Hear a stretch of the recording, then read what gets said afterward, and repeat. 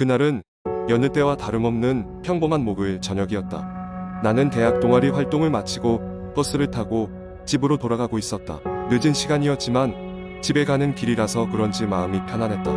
하지만 그날은 무언가 달랐다. 버스에 올라타자마자 불길한 느낌이 스며들었다. 버스에는 나를 포함해 5명이 있었고 그중 2명은 서로 이야기 중이었고 나머지 2은 창밖을 무심히 보고 있었다. 좌석에 앉아 창밖을 바라보며 머릿속을 비우고 있는데 어느 순간 등 뒤로 싸늘한 기운이 느껴졌다. 마치 누군가가 내 뒤에서 나를 지켜보고 있는 듯한 느낌이었다. 나는 뒤를 돌아봤지만 내 뒤에는 아무도 앉아있지 않았다. 단지 버스 후미 쪽 창문만이 어둠 속에서 희미하게 반짝일 뿐이었다. 신경을 끄려고 애써보았지만 그 싸늘한 느낌은 좀처럼 사라지지 않았다. 게다가 시간은 자꾸만 늦어져 가고 창밖 풍경은 점점 어두워졌다. 내가 탄 버스는 외곽 지역으로 향하는 노선이었기 때문에 한적한 도로를 따라 운행되었다. 정류장을 지나칠 때마다 차 안은 점점 더 조용해졌다. 그러던 중 버스가 작은 언덕길에 접어들었을 때였다. 문득 버스가 덜컹거릴 만큼 큰 충격이 느껴졌고 그와 동시에 조용히 창밖을 보고 있던 승객 하나가 비명을 지르며 일어섰다. 모두가 깜짝 놀라 그쪽을 바라보았다. 그 순간 창문 밖으로 뭔가 흰 그림자가 스쳐 지나가는 것이 보였다. 순간적으로 심장이 멎는 듯한 공포가 엄습했다. 다른 승객들도 그 그림자를 본 듯했다. 웅성거리는 소리가 버스 안을 가득 채웠고 운전기사도 당황한 듯 버스를 멈춰 세웠다. 우리는 서로의 얼굴을 쳐다보며 도대체 방금 보았던 것이 무엇인지에 대해 이야기를 나누기 시작했다. 누군가는 잘못 본 것이라 했고 다른 누군가는 그냥 나뭇가지가 날린 것이라 말했다. 하지만 그 흰 그림자는 확실히 사람의 형태였다. 우리가 그 일에 대해 얘기하고 있을 때 버스 기사는 조용히 자리에서 일어나 무엇인가를 확인하기 위해 버스 밖으로 나갔다. 잠시 후 기사는 창백해진 얼굴로 돌아와 말했다. 거기에 아무것도 없습니다. 길에 지나다니는 사람도 없고 이상한 흔적도 없어요. 그런데도 우리는 기분이 나아지지 않았다. 버스는 다시 움직였지만 분위기는 계속해서 모호한 불안감에 휩싸여 있었다. 그리고 몇 분 뒤 다시 한번 그 그림자가 창문 밖을 스쳐 지나갔다. 이번엔 더 뚜렷하고 더 가까웠다. 이번에도 기사는 차를 세웠지만 확인한 바에 따르면 이상한 것은 없었다. 결국 우리는 목적지까지 침묵 속에서 가야 했다. 그리고 버스에선 내린 사람들끼리 서로 조용히 눈인사를 나눈 후 발걸음을 재촉했다. 그날 밤 집에 도착해서도 나는 쉽게 잠들지 못했다. 친구에게 이 이야기를 해주었을 때 친구는 나에게 이 지역에서 과거에 사고가 한 번 있었다고 말했다. 버스가 달리던 그 언덕길에서 차 사고로 한 젊은 여자가 목숨을 잃었다는 이야기였다. 그녀의 유령이 사람들에게 목격된다는 소문이 있긴 했지만 그저 이야기일 뿐이라고. 그날 이후로 나는 그 버스를 타지 않았고 그 길도 피하게 되었다. 하지만 가끔씩 밤에 혼자 있을 때면 그 싸늘한 기운과 창밖을 스쳐 지나가던 하얀 그림자가 다시 떠오르곤 한다. 그런 날이면 나는 문득 창문 너머 어둠 속에서 그 여자가 나를 지켜보고 있는 건 아닌가 하는 생각에 몸서리치곤 한다. 두 번째 이야기. 어느 날 서울의 한적한 주택가에 있는 오래된 한옥에 홀로 살고 있던 미영은 알 수 없는 기이한 일들을 경험하기 시작했다. 미영은 이 집으로 이사 온 지 1년이다. 기어가고 있었지만 처음에는 아무런 문제도 없었다. 그저 조용하고 안락한 그리고 약간은 고즈넉한 분위기가 마음에 들었을 뿐이었다. 그러나 어느 날 밤 미영은 잠을 자던 중 갑작스럽게 깨어났다. 창문 밖에서 희미하게 들려오는 낮은 속삭임에 잠이 깬 것이었다. 처음에는 바람 소리라고 생각했지만 그것은 너무도 선명하고 인간의 목소리와 같았다. 무슨 말인지는 알아들을 수 없었지만 분명 누군가 그녀의 집 주변을 어슬렁거리고 있는 것이 분명했다. 그 후로 매일 밤 12시가 넘으면 그 속삭임이 들려오기 시작했다. 미영은 잠에서 깨 창문을 열고 밖을 내다봤지만 아무것도 없이 그저 고요한 밤하늘과 한층 적막해진 거리만이 있을 뿐이었다. 그럴 때마다 그녀는 그저 신경이 과민해진 것이라며 스스로를 다독였지만 점점 더 불안감에 휩싸이게 되었다.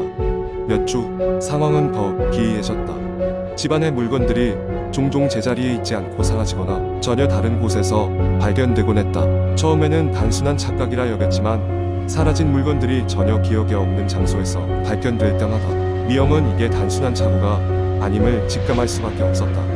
어느 날 밤 미영은 친구들과의 약속이 있어 늦게 집에 돌아왔다. 집안에 들어섰을 때 그녀는 이상한 기분이 들었다. 집안이 평소보다 더 차갑고 어두웠으며 공기마저 무거웠다. 리모컨을 찾아 불을 켜자 소름 끼치는 광경이 그녀를 맞이했다. 거실의 벽에는 도망칠 수 없어 라는 낙서가 새겨져 있었던 것이다. 충격과 공포에 질려 그녀는 경찰을 불렀다. 경찰이 출동했지만 아무런 이상을 발견하지 못한 채 문제는 계속 미해결로 남게 되었다. 그 후 미영은 집안에 CCTV를 설치하기로 결심했다. 밤이 되면 그녀는 카메라 화면을 통해 집안을 감시하기 시작했다. 그날 밤 그녀는 모니터를 응시하다가 숨이 턱 막힐 정도로 기괴한 장면을 목격했다. 어떤 형체가 부엌 쪽에서 거실로 서서히 움직이며 소파 뒤에 숨는 것이었다. 그 형체는 사람처럼 보였지만 머리카락이 너무 길고 온몸이 창백했다. 미영은 곧바로 친구에게 전화를 걸어 그곳에서 함께 머물게 해달라고 부탁했다. 그 후 미영은 집을 급히 떠났다. 몇 주 동안 그녀는 친구 집에서 지내며 다시는 한옥으로 돌아가지 않을 결심을 했다. 그러나 며칠 뒤 집주인으로부터 집을 볼 수 있겠냐는 전화가 왔다. 미영은 극도로 불안했지만 집주인의 요청을 거절할 수도 없었다. 그렇게 미영은 다시 한번 그 집을 찾았다. 집에 도착하자마자 그녀는 끔찍한 소식을 듣게 되었다. 그동안 그녀가 떠나 있던 집에서 이상한 일이 계속 벌어졌으며 최근에는 집주인마저 정체불명의 사고를 당해 다쳤다는 것이었다. 미영은 결국 남은 짐을 정리하고 그 집을 떠나기로 마음먹었다. 결국 미영은 다른 동네로 이사했다. 그 집에서의 기억을 지우고 싶었지만 밤이 되면 여전히 속삭임과 낙서의 악몽에 시달렸다. 몇 년이 흘러도 그녀는 그날의 공포감에서 벗어날 수 없었고 여전히 누군가가 그녀를 지켜보고 있다는 섬뜩한 느낌을 가질 수밖에 없었다. 그녀의 이야기로 인해 그 집은 귀신 들린 집으로 소문이 나게 되었고 더 이상 아무도 그곳에 살려고 하지 않았다. 미영은 공포스러운 경험을 잊기 위해 노력했지만 여전히 자신이 그 속삭이는 목소리의 정체와 무슨 일이 벌어졌는지 알 수 없어 두려움 속에 휩싸인 채 살아가고 있다. 그녀는 아마 평생 동안 그 집에 비밀에 갇힌 채 살아갈 것이다. 세 번째 이야기는 내가 대학 시절 친구들하고 겪었던 실제 사건을 기반으로 하고 있다. 그때 우리는 방학을 맞아 강원도의 작은 산속 마을로 MT를 떠났다. 그곳은 인터넷도 잘 되지 않고 시골스러운 느낌이 가득한 곳이었지만 우리끼리 놀기에 더할 나위 없이 좋았다. 우리가 묵었던 펜션은 비교적 깨끗하고 아늑했다. 산 중턱에 있어서 해가 지고 나면 주변은 칠흑같이 어두워지곤 했는데 오히려 그런 점이 도시에서는 느낄 수 없는 신비롭고 차분한 분위기를 주었다. 첫날 밤 우리는 고기 바비큐를 해먹고 난 후 거실에 모여 앉아 직접 가져온 보드게임을 하며 밤을 보냈다. 아무 문제 없이 첫날이 지나갔고 우리는 둘째 날에 좀 더 근처 산책을 하고 저녁 즈음에는 호수로 소풍을 가기로 했다.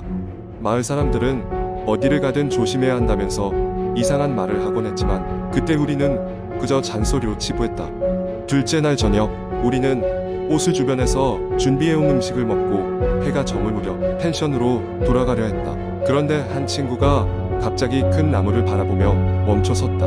그 나무 아래에는 뭐라고 설명하기 어려운 무언가가 수북히 쌓여 있었다.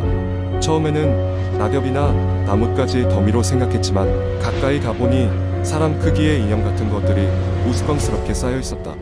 우리는 찝찝해하면서도 거리감을 두고 그 나무를 돌아 빠져나가는 길을 택했다. 이상한 기분은 들었지만 그 인형들이 왜 그곳에 있는지 따지고 들지 않았다. 다들 그저 웃으며 장난으로 넘기려 했지만 마음 한켠이 묘하게 무거웠다. 펜션에 돌아왔을 때는 이미 밤이 깊어 있었다. 거실에서 전날처럼 보드게임을 시작하려 했지만 나는 점점 두통이 심해져 방으로 들어가 쉬기로 했다. 그런데 방에 들어서자마자 이상한 것은 창문 밖으로 무언가가 휙 지나가는 듯한 모습이 보였던 것이다. 처음엔 고양이거나 새일 거라 생각하며 넘겼지만 불길함은 가시지 않았다. 그 후로 몇 시간의 시간이 지났고 갑자기 거실에서 친구들이 급히 뛰어들어왔다. 창백한 얼굴로 거실 창문 밖에 이상한 무언가가 있었다고 했다. 처음엔 장난이라고 생각했지만 그들의 진지한 표정에 나도 덩달아 가슴이 뛰기 시작했다. 결국 우리는 거실 불을 끄고 조용히 밖을 살피기로 했다. 창문을 통해 바깥을 내다보니 저 멀리 얕은 불빛이 어른거리고 있었다. 희미하게 보이는 빛은 주변 곳곳을 배회하는 듯 움직이는 형상이었다. 그 빛은 우리가 산책을 나갔던 호수 방향에서 점점 더 가까워지고 있는 것처럼 보였다. 우리는 방 안에 갇힌 채 서로의 숨소리만 들으며 그렇게 몇 시간을 보냈다. 그리고 그 밤 꿈도 꿀 수 없을 정도로 긴장 속에 서로를 지켜보며 잠이 들었다. 다음 날 아침 우리는 해결되지 않은 찝찝한 마음을 안고 급히 짐을 싸고 마을을 빠져나왔다. 이후 내가 돌아가서 그 마을에 대해서 좀 더 알아보려 했으나 이상하게 그 펜션에 대한 정보는 어디에서도 찾을 수가 없었다. 마치 그 모든 것이 꿈이었던 것처럼 말이다. 지금도 가끔 끔찍한 악몽에 시달리곤 한다. 그 불빛과 나무 밑에 인형들 그리고 우리를 지켜보고 있던 그 존재가 담긴 꿈. 산골짜기 마을에서 벌어진 그날의 미스터리는 아직도 풀리지 않았다.